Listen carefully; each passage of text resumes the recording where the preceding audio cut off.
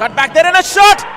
থাইল্যান্ডের ব্যাংককে নন্থবুরি হলে সাফ ফুটসালে পাকিস্তানের বিপক্ষে 5-1 গোলের বড় ব্যবধানে হেরে শিরোপা দৌড় থেকে ছিটকে পড়েছে বাংলাদেশ। গুরুত্বপূর্ণ এই ম্যাচে সুযোগ পেয়েও তা কাজে লাগাতে ব্যর্থ হওয়ায় ভোগালো লাল সবুজ দলকে। There is a chance for Bangladesh. Tashwari bin Qasim. ম্যাচের 15 মিনিটে মারাত্মক ফাউলের কারণে পাকিস্তানের আকিব ফয়সাল লাল কার্ড দেখে মাঠ ছাড়লে 4 জনের দলে পরিণত হয় তারা, কিন্তু সে সুযোগ কাজে লাগাতে পারেনি বাংলাদেশ। বরং 2 মিনিট পর কর্নার থেকে আল আগার গোলে এগিয়ে যায় Pakistan. And that was a goal! দ্বিতীয়ার্ধের শুরুতেই ব্যবধান দ্বিগুণ হয় বাংলাদেশের ডিফেন্ডার কাজী ইব্রাহিম আহমেদের ভুলে। নিজেদের সার্কেলের ভিতরে বল হারালে সহজ গোল পায় পাকিস্তান। ম্যাচের 5 মিনিট বাকি থাকতে ফায়েদ আজমের গোলে আশার আলো দেখালেও শেষ সময়ে একের পর এক গোল হজম করে বাংলাদেশ।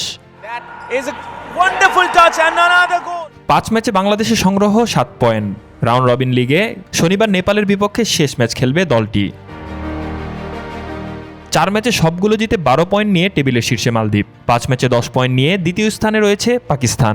সর্বোচ্চ পয়েন্ট পাওয়া দলই হবে এবারে সাফ ফুটসাল চ্যাম্পিয়ন। শাহরিয়ার বাঁধন, স্পোর্টস 24 বিডি নিউজ ডেস্ক।